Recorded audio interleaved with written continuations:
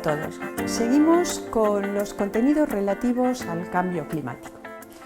Nosotros, como ingenieros, estamos acostumbrados a diseñar infraestructuras eficientes teniendo en consideración tanto aspectos técnicos como funcionales. Pero en el contexto actual, cabe que hagamos un esfuerzo más que consiste en diseñar, construir y explotar infraestructuras eficientemente sostenibles.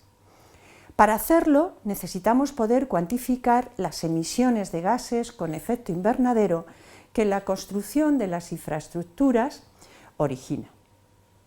Esta cuantificación es recogida por un estudio muy interesante realizado sobre 3 carreteras y una autovía, estudio que está publicado en la página web Protumbean. En él se pone de manifiesto 2 aspectos relevantes. Primero, las emisiones de CO2 alcanzan valores entre el 94 y el 92% de las emisiones totales. Y segundo, las emisiones realizadas durante la fase de construcción son mucho más relevantes que las derivadas de la fase de explotación. Pero cabe hacernos una pregunta. ¿Qué actividades son las responsables de estas emisiones? A continuación, en la pantalla, muestro el gráfico que indica el valor de kilos de CO2 equivalente originado por cada una de las actividades que se llevan a cabo durante la fase de construcción.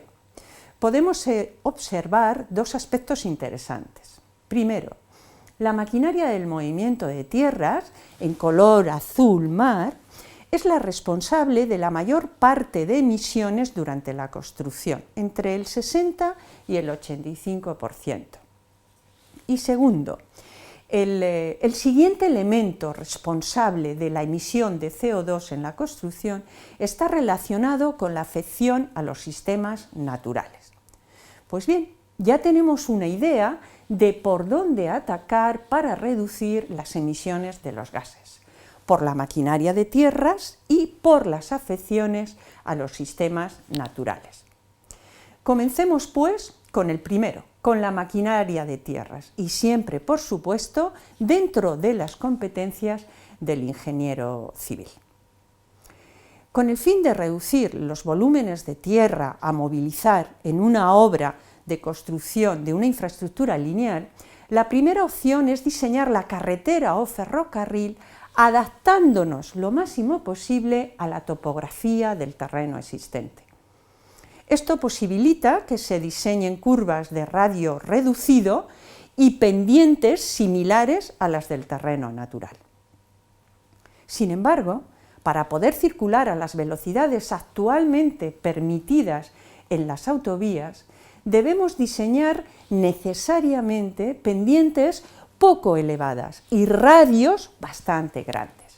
Esto aún es mucho más determinante en el caso del ferrocarril de alta velocidad. Con estas velocidades elevadas ya no se puede jugar con el valor de las pendientes y con el valor de los radios, reduciéndolos. Pero sin embargo nos queda una estrategia más. Consiste en aplicar el diagrama de masas para realizar la compensación de tierras. En pantalla os muestro arriba el perfil de una carretera en color negro y el terreno existente en color rojo. Abajo, en la parte inferior de la pantalla, podréis ver el diagrama de masas correspondiente a dicha carretera integrado en el citado terreno.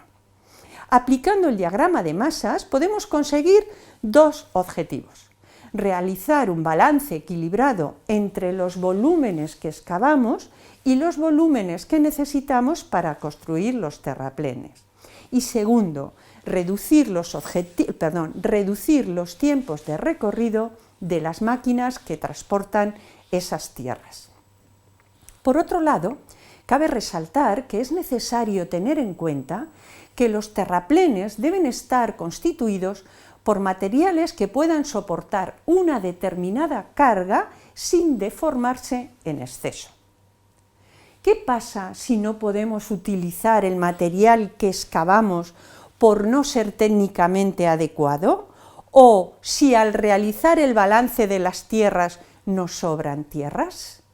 Entonces debemos retirar este material a vertedero con la consiguiente afección a medios naturales e incremento del uso de la maquinaria de tierras.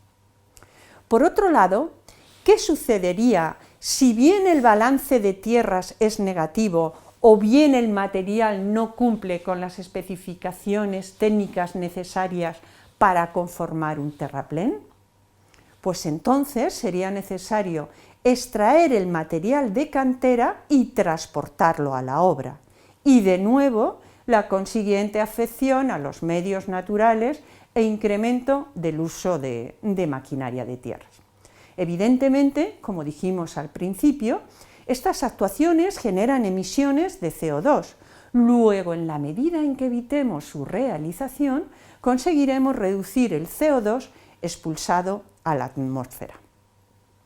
Para evitar transportar a vertedero un material que no cumple técnicamente, quisiera comentaros una solución que consiste en ejecutar el núcleo del terraplén con ese material, encapsulándolo, es decir, encerrándolo y aislándolo de los agentes atmosféricos mediante otros materiales que lo rodean y que poseen características técnicas más adecuadas.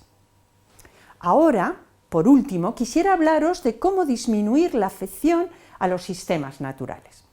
Inevitablemente, como ya hemos visto, en mayor o menor medida, los movimientos de tierra generan afección sobre el terreno natural.